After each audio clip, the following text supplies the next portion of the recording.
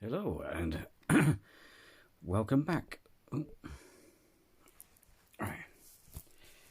Now, as you know, I just did a video on the myths of puberty blockers, etc. Well, I saw this gender GP site, and it's like, ow, what's that? And it follows up on that. So it also mentions some big names.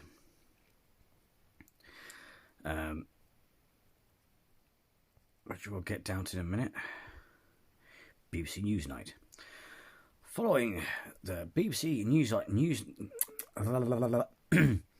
following the BBC Newsnight report about the Tavistock and Portland clinics prescribing of puberty blockers to young transgender people, we thought it'd be a good idea to correlate some top puberty blocker facts to debunk the myths surrounding puberty blockers for trans kids. Myth 1. Puberty blockers are harmful to bone growth. The facts. The Endocrine Society, which is interesting, that's one of the names I was hoping to pop up, is I love the fact that, there are people who think that blockers are used for, like I said, the other thing, they think it's to chemically castrate paedophiles, which is not true, it's not the case. I mean, the irony is, if you actually look at how they work, it's like, it's not going to make them harmless, you know what I mean? I don't see the point of it. I mean, I'm pretty sure there's more powerful drugs out there that will chemically castrate someone. So, anyway, but what I find funny is people then say, people go, no, all these people say they're safe. Because of course they're going to say they're safe because, you know, Big Pharma, they want to bung out money. Not being funny, but Big Pharma has a big influence in government decisions, especially if it's to do with the FDA and stuff like that. It's like, because the government want to make money. If anything, it's like certain antidepressants. It wasn't until years later when people went do lally tat, they found it was, you know, oh, what's that? There's a dodgy medication that they used for depression in America. I can't remember what it's called now. But that got bunged out like Smarties. You know what I mean? Is it not Prozac? Is it Prozac? It's like, well, they haven't. They've blocked it. They've stopped kids from taking it, even though it was meant for kids. It was designed for kids anyway, to help them if there's any weird irregularities in puberty. But anyway, what I find funny is it's like, well, okay, so you trust the Endocrine Society when it comes to looking up information on biology and science and stuff like that, but you don't trust them when they turn around and say to you that blockers are safe. I find it odd that people cherry pick sections of, you know, you either trust them or you don't. The other thing is, you could arguably say that about getting medication from your doctor. So you don't trust the medical system because they do it for money. But if you're popping down, especially if people got pills like over diabetes and all the other things, if you're popping down pills, you can't pick and choose who you trust because your doctor's involved in it. They're all part of the big pharmaceuticals. It's like, you can't pick, if you're going to have make a statement or have a belief about or perception about things, you can't pick and choose. I trust them but not them when they're in the same fucking boat. You know what I mean? If that makes sense. I mean, you can do it with other situations, but I mean, if it's in the same boat, it's like, well, if they wanted to make money from puberty blockers, all they had to do was lie and say they're safe. But they're not. They've stopped it dead. So it's like agenda over money. They probably, well, they don't need the money, so it's kind of, and you know, and the thing is, there's not much people. The other ignorant thing about it is, there's not much money in the gender clinic business. It's like not many people can afford a treatment. Trust me, I know people who had it hard getting medication and stuff. But it's funny that people mention the endocrine system. Oh, I get my facts from the endocrine system, and I'm like, well, that's funny because there's so much shit about the way it was gender therapy and all that works that they've sort of either skipped through or what. Because I say to people, oh, do you know this, and this, and then, oh, I didn't know that, and I'm sat there going, I thought you studied the latest documents from the endocrine research thing. Right. So I just want to say that because it's interesting when that name comes up before I forget.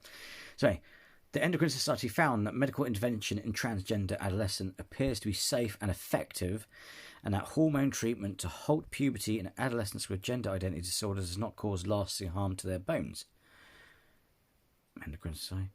Hormonal interventions to block the pubertal development of children with gender dysphoria are effective and sufficiently safe to alleviate the stress of gender dysphoria. You can pause it, see, read them. A lot of these names I will attempt to pronounce, but I don't want to butcher them. Myth 2. Young people wouldn't want to take puberty blockers if they knew the risks. The facts. The few negative effects of puberty blockers do not change children's minds, and most adolescents stated that lack of long-term data did not and would not stop them from wanting puberty suppression. They said that being happy in life was more important for them than any possible negative long-term consequence of puberty suppression. Well, that's the thing, you see. Putting the sterilisation things to us one side, because that's BS. It's the fact also. It's like, well, people are worried about their physical health. Well, put it this way, if they don't feel comfortable with themselves, if they don't go down that path, that treatment, I'm sorry. So you're worried that you're going to damage their body at this point. Yeah, it never occurred to you that your kid might kill themselves or something stupid at the end of the, you know what I mean? Because of mental issues. Long-term damage that may never happen, or they get so depressed that they kill themselves. That's an extreme example, but you know what I mean? The possible long-term consequences are incomparable with unhappy feeling that you have and will keep having if you don't receive treatment with puberty. Trans boy aged 18-3, what the fuck's that? Is that 18-3 called? I'd rather live 10 years shorter but live a very happy life being myself than live 10 years longer and be unhappy my whole life. Trans boy aged 17-7. It isn't a choice, even though a lot of people think it isn't a choice, even though a lot of people think that. Well, actually, it is a choice. Living a happy life or living an unhappy life. Trans girl age 14 and a half, I presume that is. I wish I wouldn't do the dat. Just put 14. Just round it off to the nearest unit, for fuck's sake. Let's give it an average. Myth 3. And that's my favourite one because I covered this in the bloody... because this is a well-known fact. If you look at detransitioning and things like that, I just covered a little bit of it in detransitioning, and also went into it the previous video. But yeah, so it's like myth 3: puberty blockers aren't reversible. The facts: the suppression of puberty using GnRHA puberty blockers is an irreversible. Sorry, not irreversible. Fuck me. Is a reversible phase of treatment. This treatment is very helpful diagnostic aid as it allows the psychologist and patient to discuss problems that possibly underlie the cross-gender identity or clarify potential gender confusion and less time pressure. It can be considered as buying time to allow for an open exploration of a young person's gender identity. As a poor takeover, and then it gives you a little detail there. Basically, it's not impossible, but from what I've seen and I can tell, it's excuse the language, but it's a bit of a ball ache.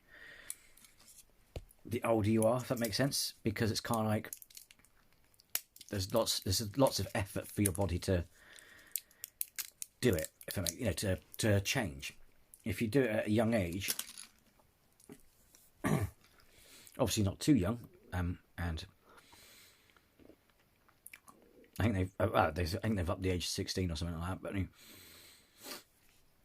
But it's like, at a certain point, that just makes it easier. If that makes sense.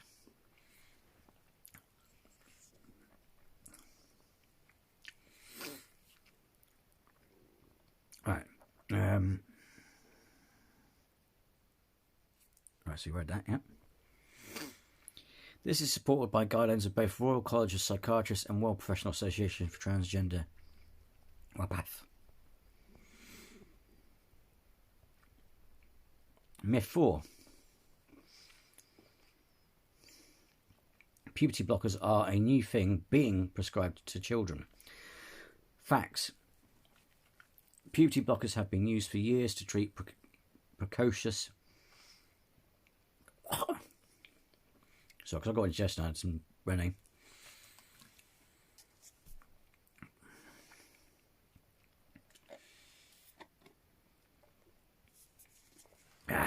Right. Puberty blockers have been used for years to treat precocious puberty in children, with recommendation that they can be prescribed from the ages of 6 years old, as detailed by Carol J. Lager, Precious Puberty, New England Journal of Medicine. So sometimes, if it's like any other video, it's like you can either have an early puberty for whatever reasons. We'll let the biologists explain that. And the thing is, a lot of these conditions, it's quite funny because a lot of people think, oh yeah, but it's rare. So are the side effects of blockers. So when you hear about cases where there's been irreparable harm and damage, there's a funny thing as well. It's like it kind of people use the latest court case with the that they've mentioned above there. The irony is most of the person's problems were fuck all to do with blockers. It was actually to do the list of things that they got stuck with, as well, like breasts and deep voice. That's to do with testosterone. It has fuck all to do with blockers. Because as also with soul and other thing, it illustrates the problems with a blocker is basically a slows things down or just stops it. It's like boom, like putting a cork in it, as it were. And then it's the testosterone or the estrogen that has the bigger effects on your body, if that makes sense. So it's like it's actually the testosterone, estrogen that can potentially, again, depends. Everyone's different. Can potentially lead to infertility.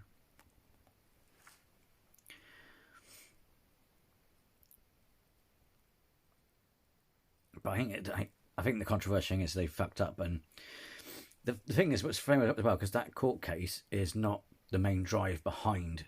It's the final nail. It's the final bullet they needed, but they've been going bang on about it in America for years under the guise that they're protecting their children. And like I said in the previous video, well, funny enough, if it wasn't associated with transgender children, none would be in the wiser. No one would bat an eyelid. It's odd that, because their kids have been taking it for years. Since like 1993. So that's like, what, 30 years? Pubertal manifestations generally reappear within months after GnRH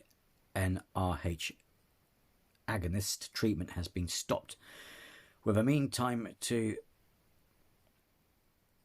menarche of 16 months. Sorry, some of these words I'm using ages. Long-term fertility has not been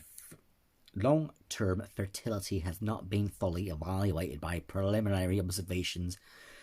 Sorry, but preliminary observations are reassuring. Yeah, because there's a guy who was he was obviously born a female, and was able to still have babies and stuff. It's like you can't have maybe they have babies because of these blockers, you know. And that's the funny thing as well. because they use blockers for certain other conditions that for women, and it's like they've actually stated that blockers are a rubbish contraception. Well, like I said in the other video, if these things chemically castrated you, that would be like mega, super mega contraception. That's like, oh, don't want any more kids. Hit me, doctor. Bang. You know what I mean? It's bollocks. And the thing is, probably just people go, it's not bollocks, it's true. Oh, you're violating our children. It's bollocks. It's bollocks. A 10-minute Google, you could actually do it in 10 seconds. There'd be, go, does it do this? And then you get all the actual academic medical fucking sites come up. From the, even, I mean, it's like, for fuck's sake, it took me about 5, well, when I did the other video, I really digged because I was like, I'm going to ram it home. That's what she said. But from spending a stupid amount of hours doing that other video, trust me, you could disprove it in 10 minutes. It's fucking stupid. But I've known that since I did the detransitioning video. But you need to give different references and blah blah, because everyone's like, because no one's ever happy, right? But you know what I mean? It's bullshit. It's like, if you still think it's legit, then fine. You got more chance of the royal family being lizard people than that being real. Seriously, it's like if I had the same net worth as Elon Musk, I'd be willing to get all that money, slam my table, and go, there you go. I bet you it's bullshit, and it is. And the problem is, it was the mainstream media that actually blew it out of proportion. And oh no, but just because we had like a 1% or less than 0.1% of people who had side effects, which doesn't mean fuck all, because everyone can have side effects on any medication. It's like you banning it's like you boycotting a vaccine because 30 people died from blood clots. You know, like they had the COVID. Out of how many million didn't have any adverse side effects? You see what I mean? See the stupidity of it? You wouldn't do it to vaccines, would you? And that's they're basing it off. It's like, Jesus Christ. So, myth 5, puberty blockers will give trans kids osteoarthritis and make them sterile. I used to be able to pronounce that word, but no. The facts. Researchers found that long-term puberty blocker treatment of precocious puberty girls preserved genetic height potential and improved FH significantly, combined with normal body proportions. No negative effect on bone, mineral density, and reproductive function was seen. So, again, it's like when they did, they may give it to someone, incidentally, because I have moobs, right? I have moobs. It's not always caused by fat. It sometimes could be an imbalance in hormones, etc. I'm not bothered, so, you know what I mean? But there was this guy who was really self-conscious about it, and their doctor said, what we're going to do is put him on puberty blockers, then hit him with some HRT and try and get his body to go, whoa, whoa, so then he can get rid of them that way. Because moobs is not always fat. It's a, well, it literally is man boobs, you know what I mean? So, but he had it bad. Well, he didn't have it that bad, to be fair. I mean, I've seen worse. I mean, but it's like, he was just so self-conscious about it, but they put him on blockers. And then certain things, they put women on blockers, and it's like I said, it's not guaranteed contraception. Well, that's odd, because everyone else who apparently does their research thinks it chemically castrates you. Again, surely that's probably the best contraception on the fucking planet.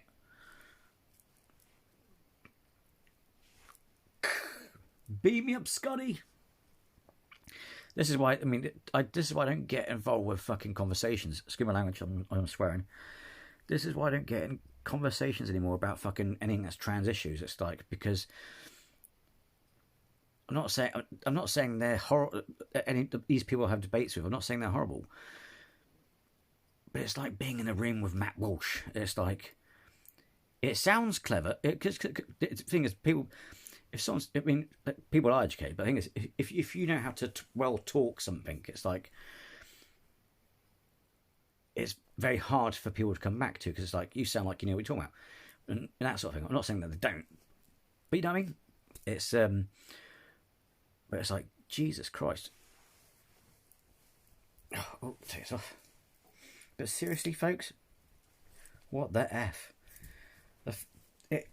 It really worries me, considering that it does actually only take you about five to 10 minutes to debunk the whole idea that it's a chemical castrator, and it's mostly spread about by the Daily Wire and the mainstream media. And the problem is, even though the Daily Wire is, you know, a pile of poo, people will love it. Believe it or not, it has a bigger influence than people think. We'll think, because they love it. So whether, we've got white supremacists, Bible thump, you name it. Myth number 6: taking puberty blockers makes your mental health worse. A study of young people taking puberty blockers over a 2-year period found that although patients have been very concerned about physical differences from their peers, they recovered slightly from loneliness and behaviour disorders during the treatment. While this study was in relation to people taking puberty blockers for precocious puberty, it can be surmised that the same alleviation of stress levels surrounding puberty with peers would occur with transgender children. Here's the irony, you see. Despite the fact that I did that video and this video, etc., it makes no fucking difference. People will be still like, it's fucking true, you're a sick bastard if you disagree. I'm not saying they will say that, but I reckon it will get that point. It's like, oh, you're condoning. How can I be condoning something that kids have been taking? It's like, kids can't have Smarties anymore. It's a bit like me saying kids can't have Smarties anymore. I think it's a bit of an extreme, silly example, but you know what I mean. Got to stop sugar, cut down on sugar. Kids can't have Smarties anymore because it's got a lot of sugar in it. It's like, they've been having sugar, since you pop your kids out of the womb, they've been having fucking Smarties. What have you been having Smarties? You know, it's just, stupid. Oh, ludicrous. I don't want to go into too deep about it, but I don't want to offend people, but it's like the aspect of one person dies because of an allergic reaction to a bun, right? I think is it Natasha's Law or something? I'm sure it's shocking and things like that, but it's kind of unfair to the person who lost their job, because it's not rocket science to know that if you get a seeded bun, that contains nuts. What do you think a seed is?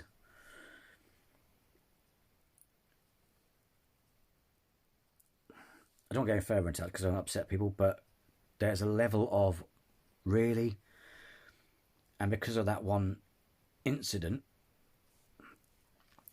and you can't say there's been more than one incident. It's like, well, if there has been, then all I can say is Jesus wept, because if you look on the actual product, it does have all the ingredients on it. It's like we live in we have to. We live in a society with people gluten-free, vegan. We have to. It's just, you know what I mean? And now because of this, someone's gone, well, hey, we have an extra bullet to put in our gun and nail it in a coffin, and bang, you fucked up all the children's treatment. Well done. The patient's self-perceived body image, rather than physical improvement after puberty blocker treatment, may play a more significant psychological role, and therefore psychological support should be provided during GnRHA treatment. GnRH is basically gender reassignment treatment. Why can't I just put gender reassignment treatment? It's a bloody nightmare to read that. As when I did the auto cue for my other video. That's what tripped me up. There's a bit where I'm like, it's because of that. I just call it gender. I should adjust it myself, to be fair. Myth number 7: it is not ethical. And this is the big, well, they make out it's something to do with an ethical argument. It's bullshit. The vibes I'm getting from America, it's not because of bloody ethics. It was like, seriously? The amount of antidepressants and other drugs you pump your public with, if you're making money from it, you wouldn't give a shit. So, you know what I mean? It's not ethical.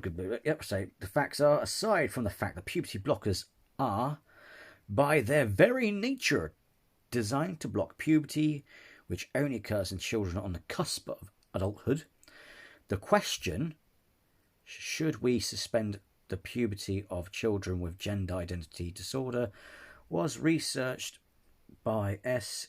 Giordano in a Journal of Medical Ethics. The conclusion was conclusive that not prescribing puberty blockers for children with gender dysphoria was the much more unethical action to take.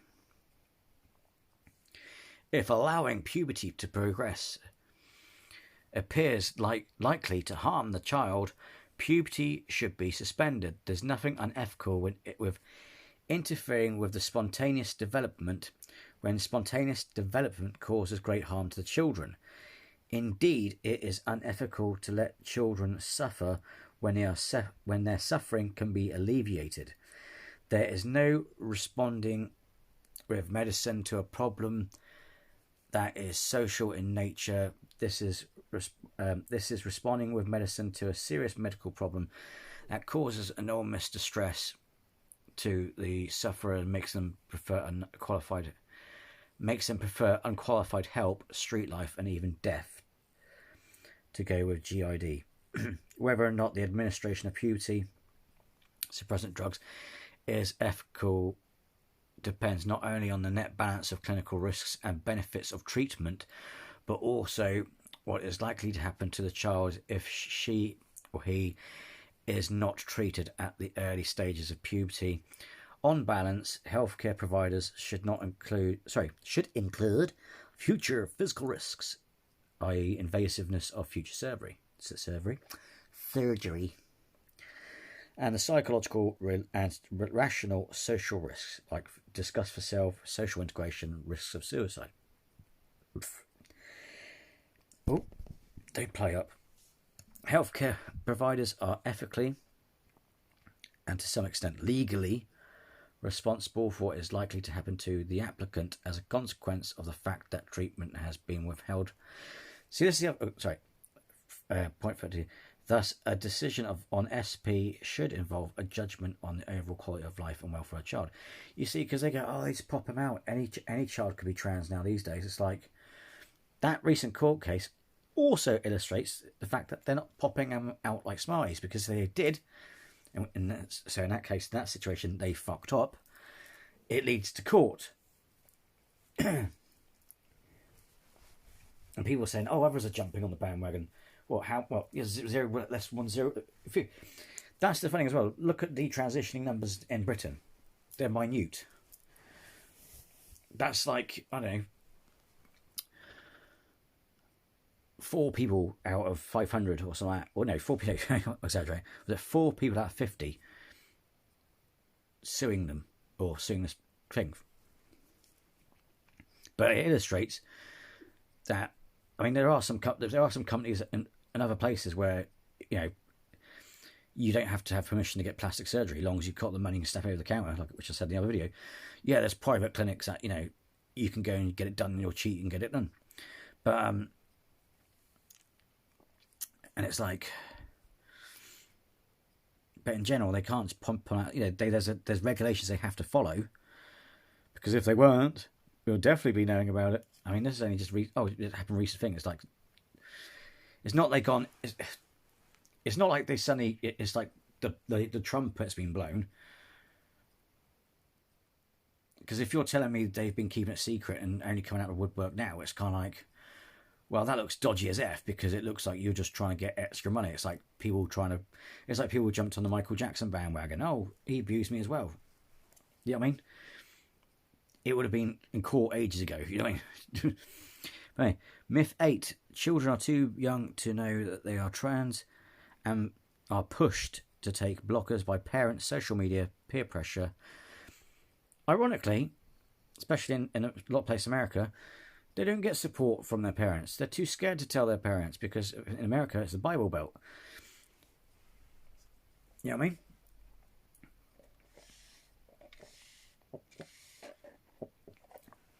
I know a lot of adults older than me that couldn't even wrap their head around trans. You know what I mean? So it's like, and that's the thing, you see, that's the other thing as well. I mean, some are fortunate, don't get me wrong, but a lot of the small numbers of people with detransition, a lot of that is because they're afraid of their parents, or afraid that their parents will kick them out, or that fear of no support in the family. So, you know what I mean? So, the facts. There are multiple accounts by parents and older trans people who observed that they and / their children knew that they were transgender from a young age. Here is one such account, another article explaining how transgender kids aren't rushed into transitioning. So I presume you click on that and it's there, okay? It's absurd to claim that trans kids are being rushed into transitioning. They're not. Actually, that's another one that falls apart, because they can't, even if they wanted to, they can't go, here you go, and just throw the drugs at you. It costs money, and the average person can't afford a lot of this treatment. And it's not, people go, it's free on NHS. You sure about that? A prescription still costs money, which is kind of odd. You pay, it's supposed to be, but you still have to pay for prescriptions. So it's kind of like, and how many people live, how many people are suffering and feeding off food banks?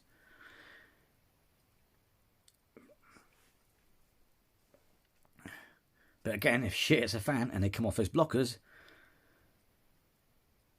the only pain in the arse of that is their body will go back to the flow it was before, and then they'll have to wait for God knows how long to start all over again.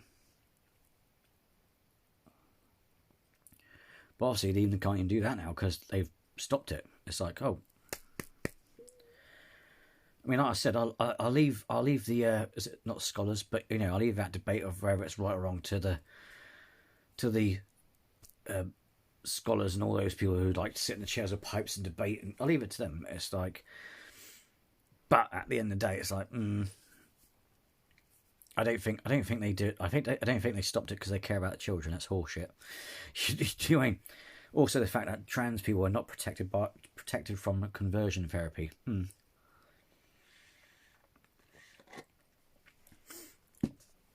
It's all fair, and a lot of people do seem to do it because, well, there's certain actions the government takes because people demand it. So, despite the science, either they got an agenda or they put a ban on it because, oh, we better look like we're doing something. Because most of them are God-fearing Christians, yo! You know what I mean? So they got to appear that like they're doing something. And plus you got idiots like Matt Walsh and, was it, right-wing conservative nutters spreading lies and stuff. But anyway, trans kids exist. They need support. Puberty blockers are well evaluated in this situation. Doing nothing causes major harm. Doing nothing is not a neutral option. Every program like the one by Newsnight causes untold damage. Fact. So, regardless of what age and all this stuff that people think, that's your opinion and that's for a bigger debate. Either way, they fucked it, excuse my French, but they fucked it for trans kids. And if you've got a child who has genuine medical irregularities in puberty, they can't get treated for it. So you fucked the trans kids and you've messed up the non-trans kids. It was a way of looking at it. Well done. And the fact that it chemically castrates them is absolute bollocks. The fact that if that's the case, they'd be using it as a contraception. They've actually said to people who are women on menopause, it's not a good contraception. You know what I mean? It's actually the testosterone.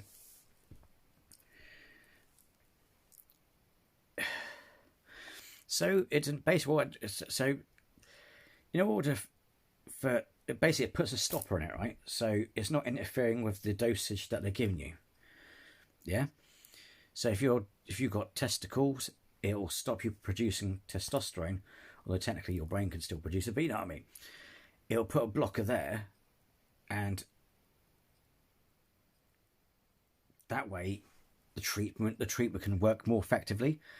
I mean, that's the other thing as well. Oh,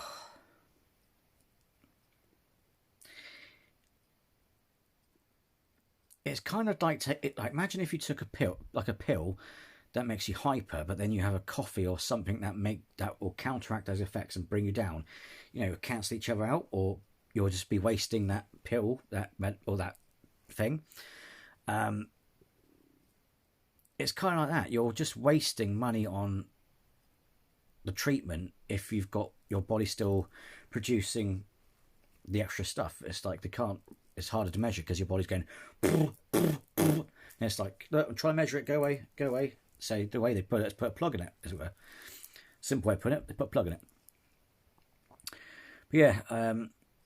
But yeah, seriously, I spent hours because I couldn't sleep or anything like that. But what I'm gonna say to you is this: you can do it in 10 minutes. It's such a fucking joke. And the thing is, I don't know. The thing is, when I also look into this, look at things I did past videos, it's like I look at the root of where it comes from, because you can have a doctor on YouTube who goes, "Oh, this is bad." He didn't get it from any funny. He didn't get it from any other. He didn't get it from the academics. He got that from the news. He reads the Daily Wire, or he reads some other crap on newspaper. It's oh. So yeah, but I wanted to share this article because it connects to what I said. But yeah, it's like, what the fuck, people? What the fuck? It's like, and I think it's fucking hilarious. So okay, so when it comes to scientific facts on biology, you trust the endocrine society, right? You trust their academic opinion on biology, despite the fact that people leave out so much shit. It's like, okay, I'm going to look at the shit that actually fits with. Was it? All right, here's a way of looking at it. When people, I mean, I don't know why people lecture me on bloody biology. It's like, yeah, I know, I've done the research as well, but it's like when people usually lecture you on biology, it's literally a rehash of GCSE fucking biology. You know what I mean?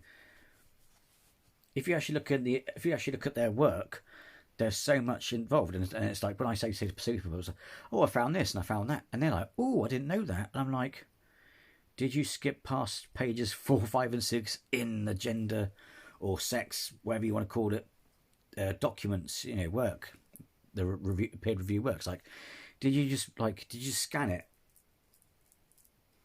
Did you? I mean, that's the other thing is I reckon people just looked up the bit about chromosomes. Oh, that still says chromosome on there. I'm not saying all people do that, but I mean, it's like, did you just fixate on chromosomes? You ignored all the other vital part of the research with genetics and all kinds of stuff. It's like, oh my god. But it's funny, isn't it?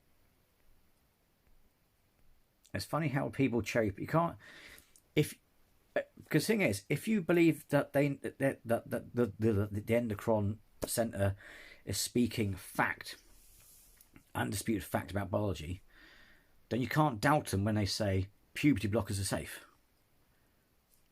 Yeah.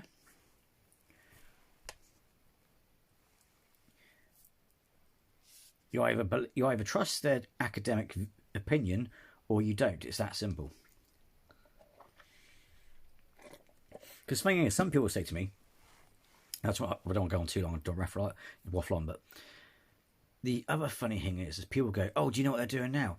They're doing this and they're doing that," and I'm not sat there going, "You're a bit late to the party." Some of these issues, like trans people in toilets, I've already done 2 videos on that. Where it's like, I get annoyed when I have to put a video that says revisited. That's like done and dusted. It's like, oh my, it's like, you know, when people go on about that, I mean, you still get people online, some idiots online going on about that. It's like, are you people late to the party or something? That's an old issue that everyone's just like forgotten about now because it's stupid. But you know what I mean? It's like, oh my god. It seems like the impression I'm getting, it doesn't matter if you have a problem with trans people or not. People are trying to find problems. They're trying to find more problems than solutions. You know what I mean? It's like, I don't have a problem with trans people, but they're doing this and they're doing that. And it's like I said to some friends of mine, the best analogy is, if the impact that transgender people are having on this planet in terms of a voice, influence, etc., is just as effective as if I went on the moon, bent over, pointed my arse at the earth and went, eat that. Yeah? And then the funny thing is, people will go, oh yeah, but they're making us do this thing on pronouns and paperwork. One correction there, that's nothing to do with trans people. That's demands by non-binary people.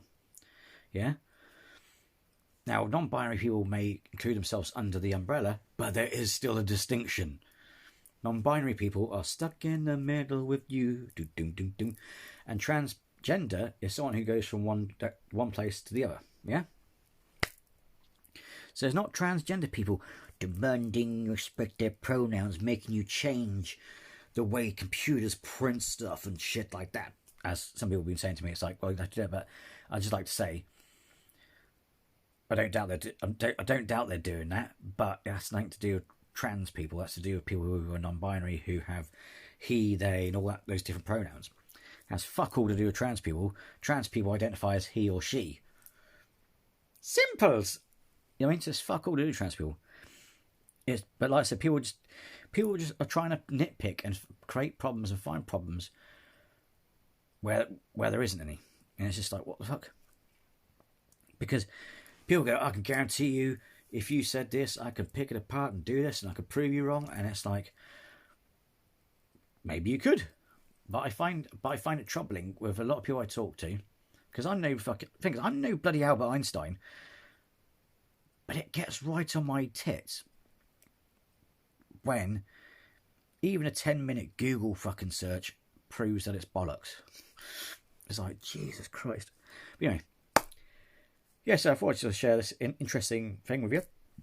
Some big top names, leading names. Oh yeah, but they're bad to say that. It's like, well, you can't choose. So okay, so you can't nitpick can't nitpick their science. You know what I mean? If it makes sense, you know what I mean? Oh, we'll just ignore that bit then. You know what I mean? No. Hey, thanks for watching. If you like the video, hit like. If you want to subscribe, and don't forget to tickle my bell. And I shall see you next video. Take care. Bye bye.